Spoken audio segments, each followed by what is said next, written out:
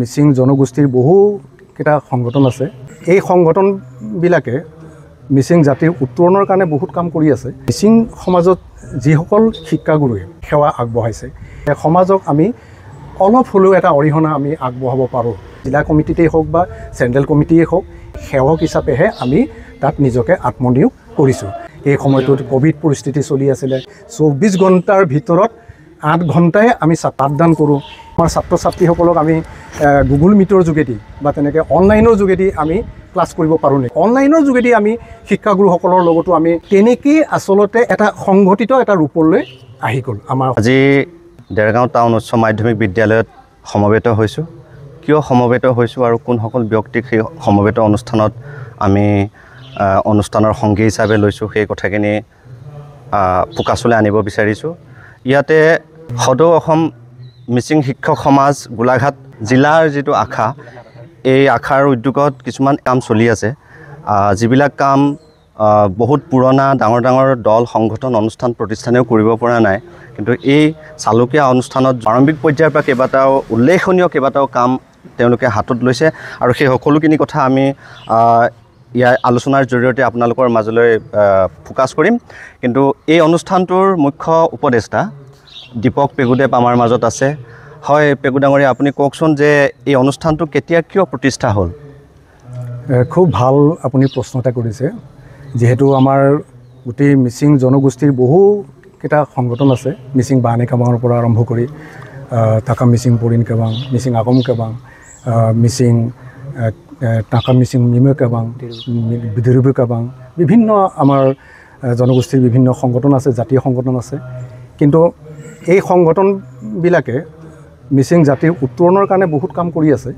কিন্তু আমি এটা অভাৱ অনুভৱ কৰিছিলোঁ যে আমাৰ মিচিং সমাজত যিসকল শিক্ষাগুৰুৱে শিক্ষকতা কৰি আছে, বৃত্তি হিচাপে লৈছে, সেৱা আগবঢ়াইছে, সেই শিক্ষাগুৰুসকলৰ কিছুমান সমস্যা থাকে।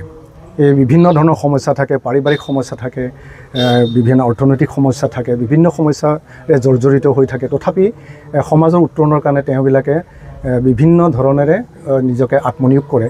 গতিকে সেই উদ্দেশ্য আগত ৰাখি গোটেই শিক্ষক সমাজে যাতে সমাজক আমি অলপ হ'লেও এটা অৰিহণা আমি আগবঢ়াব পাৰোঁ, আমি উত্তৰণৰ ক্ষেত্ৰত যাতে আমি অলপ আগুৱাই লৈ যাব পাৰোঁ, তাৰ কাৰণে আমি সেই শিক্ষক সমাজ সদৌ অসম নহয়, সদৌ মিচিং শিক্ষক সমাজ নামেৰে আমি সমাজ হিচাপে আমি গঠন কৰিছিলোঁ।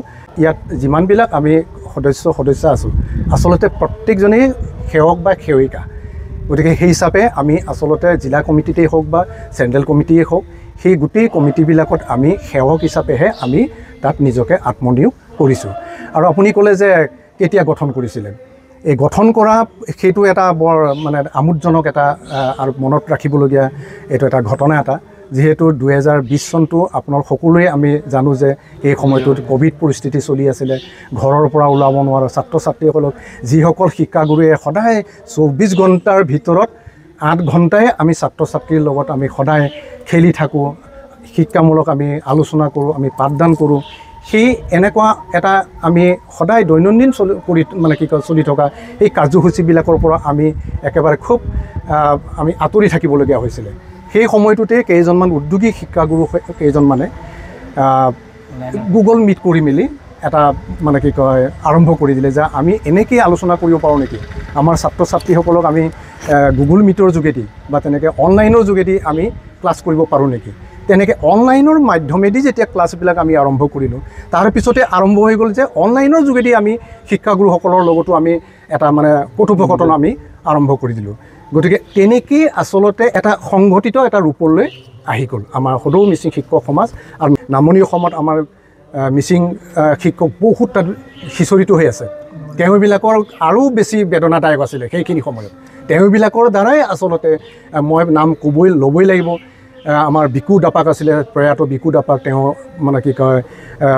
ফাউণ্ডাৰ সভাপতি আছিলে। তাৰপাছত পংকজ মিলি, হৰিচৰণ পেগু, তেনেকৈ ৰাজীৱ মিলি, তেনেকুৱা ধৰণৰ বহুত শিক্ষক তেওঁলোকে বেলেগ ডিষ্ট্ৰিক্টত তেওঁলোকে চাকৰি কৰি আছিলে। আজিও তেওঁলোকে ধুবুৰী, গোৱালপাৰা, এনেকুৱা নগাঁও, মৰিগাঁও সেইবিলাকত সেই শিক্ষক সমাজখন আচলতে এতিয়াহে আচলতে আমি এটা প্লেটফৰ্ম এটা পাইছোঁ।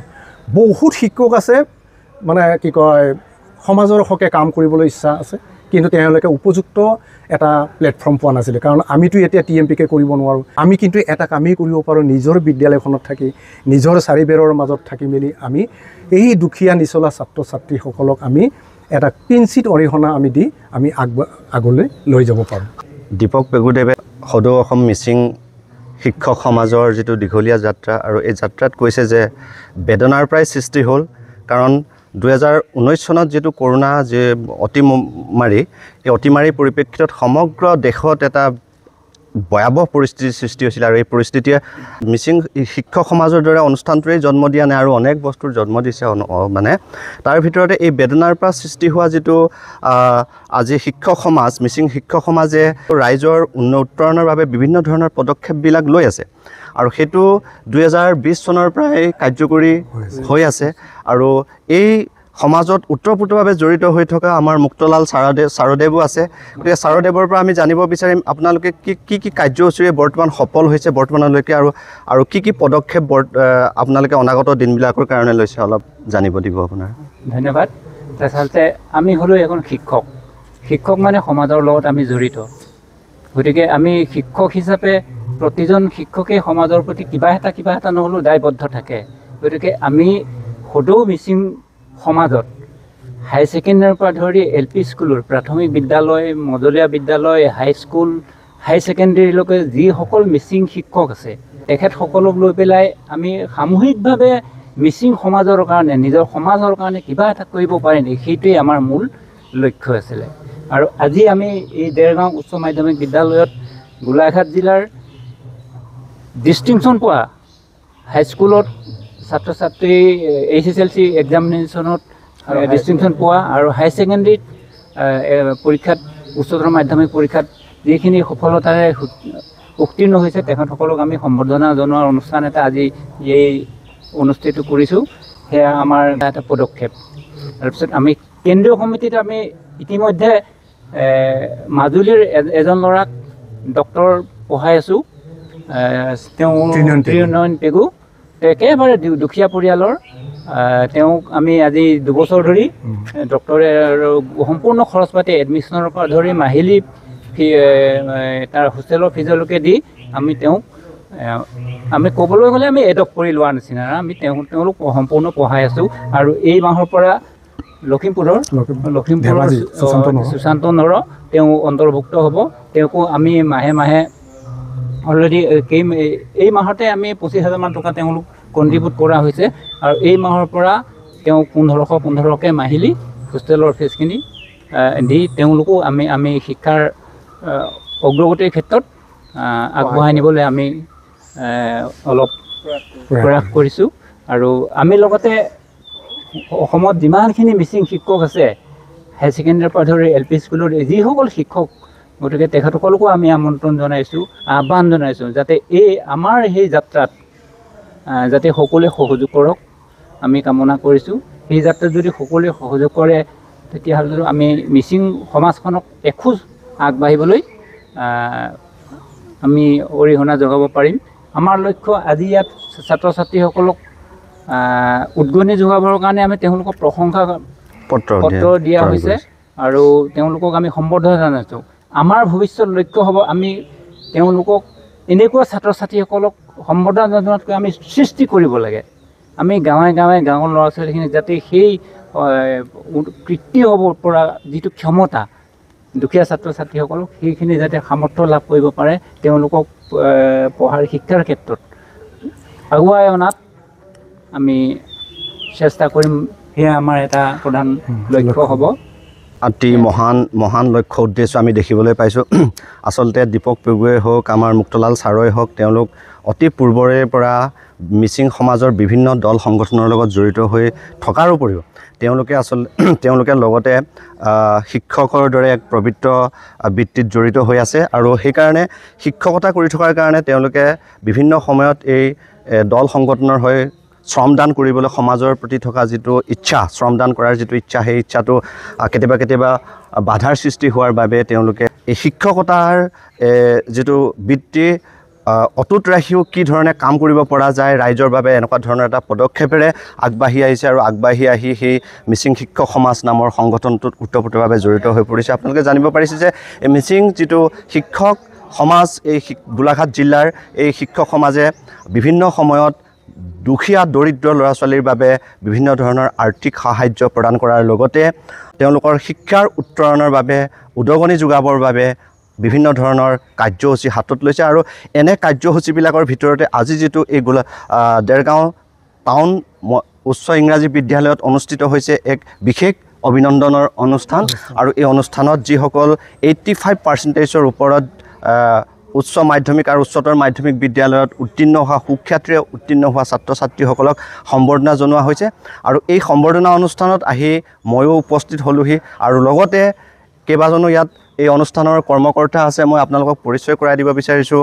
এখেত ওপৰ টেমেৰা কমলামাৰী উচ্চতৰ মাধ্যমিক বিদ্যালয়ৰ প্ৰধান শিক্ষক চিনেশ্বৰ লয়িংদেৱ আছে আৰু তেখেতেও সেই সভালৈ আজি উপস্থিত হ'ল আৰু লগত আছে যোৰহাট মহাবিদ্যালয়ৰ ছিনিয়ৰ প্ৰবক্তা তৰুণ লয়িংদেৱ আছে আৰু আমাৰ ভাতৃপ্ৰতিম উত্তম লয়িং আছে, কোৰালগুৰি হায়াৰ ছেকেণ্ডাৰীৰ বিষয় শিক্ষক আৰু প্ৰশান্ত দলেদেৱ আছে, আমাৰ স্থানীয় ব্যক্তি যদিও তেওঁ শিক্ষক প্ৰবৃত্তিৰ লগত জড়িত আৰু আমাৰ লগত আছে ৰাতুল দলে শিক্ষক আৰু পদুম লয়িং আছে, অনুভৱ লয়িং।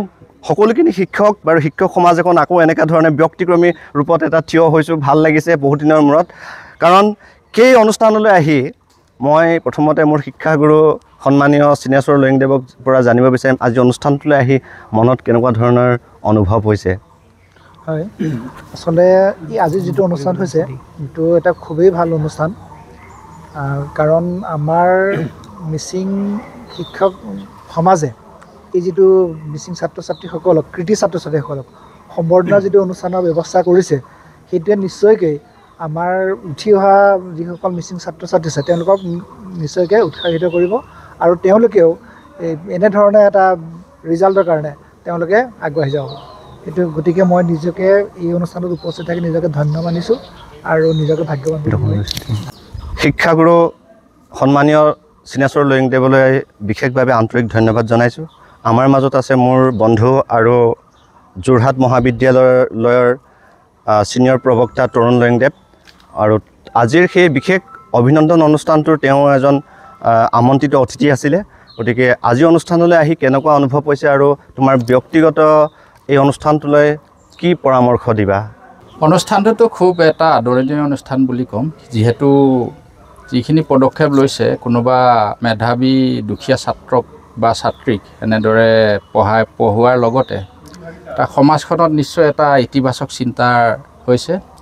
অদূৰ ভৱিষ্যতে পৰামৰ্শ বিশেষ নাথাকে যদিও আমি এইটো ভাবিম যে অদূৰ ভৱিষ্যতে প্ৰতিটো টেলেণ্ট আচলতে কেৱল আমি একাডেমিক শিক্ষা বুলিয়ে নহয়, কেৱল একাডেমিক কেৰিয়াৰ কথাটোৱে নহয়, স্পৰ্টছেই হওক কালচাৰেই হওক সকলো দিশতে তেনেধৰণৰ ছাত্ৰ ছাত্ৰীক বা তেনেধৰণৰ যিসকল আমাৰ মেধা সম্পন্ন ল'ৰা ছোৱালী থাকে তেওঁলোকক উলিয়াই আনি নিজৰ যিবোৰ তেওঁলোকৰ প্ৰতিভা থকা যিবোৰ ক্ষেত্ৰ আছে সেই ক্ষেত্ৰবোৰত তেওঁলোকক নিয়োজিত কৰাই একোজন সুনাগৰিক কৰাৰ লগতে আমাৰ জাতিটোৰ একোটা গৌৰৱ হ'ব।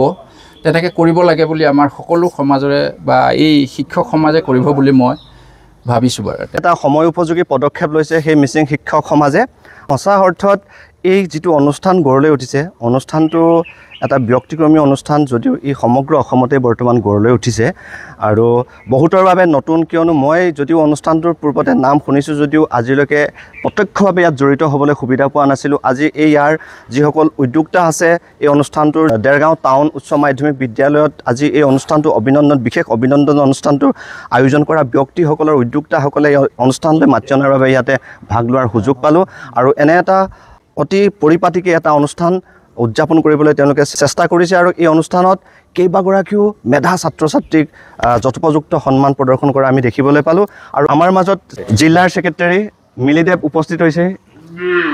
আমি মিলিৰ পৰা কিছু কথা জানিব বিচাৰিম যে অনুষ্ঠানটো আয়োজন কৰিবৰ কাৰণে অৰ্থৰো দৰকাৰ হয়, অৰ্থবিলাক কেনেকৈ আপোনালোকে সংগ্ৰহ কৰে সেই সম্পৰ্কে অলপ জনাব। জয়তে প্ৰথম গোলাঘাট বাণিজ্যিক মহাবিদ্যালয়ৰ প্ৰবক্তা আমাৰ প্ৰণৱ পাঠৰী ডাঙৰীয়াক মই শুভেচ্ছা জনাইছোঁ আৰু আমাৰ গোলাঘাট জিলা মিচিং শিক্ষক সমাজৰ সদস্য সকলোকো মই মোৰ তৰফৰ পৰা ধন্যবাদ জনাইছোঁ আৰু আমি গোলাঘাট জিলাৰ শিক্ষকসকলক আমি উলিয়াই আনি আমাৰ কৰোণীয় কি সেইখিনি কথা আমি আজি আলোচনা কৰিম বুলি আমি এই সভাখন অনুষ্ঠিত কৰিছিলোঁ। লগতে গোলাঘাট ডিষ্ট্ৰিক্টৰ ভিতৰত আমাৰ মিচিঙৰ ছাত্ৰ ছাত্ৰীসকলক আমি উৎসাহ জন্মাবৰ কাৰণে তেওঁলোকক আমি উলিয়াই আনিছোঁ আৰু 2025 বৰ্ষত যিসকল ছাত্ৰ ছাত্ৰীয়ে হাইস্কুল শিক্ষান্ত পৰীক্ষাত ডিষ্টিংশ্যন পাবলৈ সক্ষম হৈছে আৰু উচ্চতৰ মাধ্যমিক বিদ্যালয়ৰ ছাত্ৰ ছাত্ৰীসকলকো আমি আজি তেওঁলোকক আমন্ত্ৰণ কৰি আমি একোখনকৈ মানপত্ৰ আৰু এখন ফুলাম গামোচাৰে মৰম যাচিছোঁ আৰু অনাগত দিনত আমি আকৌ আমাৰ গোলাঘাট ডিষ্ট্ৰিক্টৰ ভিতৰত অৱসৰপ্ৰাপ্ত আমাৰ সন্মানীয় শিক্ষক আছে তেওঁলোককো আমি এটা কাৰ্যসূচী ল'ম বুলি মনত সংকল্প কৰিছোঁ আৰু আজি কাৰ্যসূচী খুব ধুনীয়া হৈছে। আমি যিসকলক নিমন্ত্ৰণ কৰিছিলোঁ সকলো আহি আমাৰ কাৰ্যসূচীভাগী সাফল্যমণ্ডিত কৰি তুলিছে। গতিকে সকলোকে ধন্যবাদ জনাই মোৰ চমু বক্তব্য ইমানতে সামৰণি মাৰিছোঁ। পুনৰ উভতি আহিছোঁ আমি এই দেৰগাঁও টাউন উচ্চ মাধ্যমিক বিদ্যালয়ৰ প্ৰধান শিক্ষক ৰাজীৱ নাথদেৱ আমাৰ মাজত উপস্থিত আছে।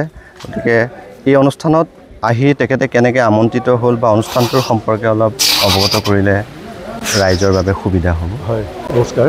মই দেৰগাঁও টাউন উচ্চ মাধ্যমিক বিদ্যালয়ৰ ভাৰপ্ৰাপ্ত প্ৰধান শিক্ষক। আজি সদৌ গোলাঘাট জিলা শিক্ষক সমাজৰ উদ্যোগত আমাৰ উচ্চ মাধ্যমিক শিক্ষান্ত পৰীক্ষা আৰু উচ্চতৰ মাধ্যমিক শিক্ষান্ত পৰীক্ষাত শিক্ষাৰ্থীয়ে উত্তীৰ্ণ হোৱা ছাত্ৰ ছাত্ৰীসকলক অভিনন্দন জনাবৰ কাৰণে যি অনুষ্ঠান আয়োজন কৰিলে পালেনে এই অনুষ্ঠান বা তেনেকুৱা ধৰণৰ ছাত্ৰ ছাত্ৰীসকলৰ পৰাই এজন সহজ শুদ্ধ প্ৰকৃত নাগৰিক হিচাপে আমি তেওঁলোকক পাম বুলি আশা কৰিছোঁ আৰু দেশখনৰ কল্যাণত, দেশখনৰ মংগলত, দেশখনৰ অৰ্থনৈতিক উন্নয়নত তেওঁলোকে বিভিন্ন সেৱাত নিয়োজিত হৈ তেওঁলোকৰ কৰ্তব্য আৰু দায়িত্ব পালন কৰিব আৰু দেশখন প্ৰগতি পথত আগবাঢ়ি যাব বুলি মই আশা কৰিছোঁ। তেওঁলোকক উৎসাহিত আচলতে আমি কৰিব লাগে। উৎসাহ উদ্দীপনাইহে কোনো এটা কাম সফল হোৱাত সহায় কৰে বুলি মই ভাবোঁ আৰু এই যি পদক্ষেপ তাৰ এটা অংশ। গতিকে মই উদ্যোক্তাসকলক ধন্যবাদ জনাইছোঁ আৰু এইকণ ক'বলৈ সুযোগ দিয়াৰ কাৰণে মই সকলোকে কৃতজ্ঞতা জনাই মোৰ বক্তব্য সামৰণি মাৰিছোঁ। ধন্যবাদ। গতিকে নাথ ছাৰকো আমি আন্তৰিক ধন্যবাদ জনাইছোঁ। তেখেতৰ যি আশীৰ্বাদমূলক যিখিনি কথা অনুষ্ঠানটোলৈ আগবঢ়ালে এইখিনি যথেষ্ট মূল্যৱান।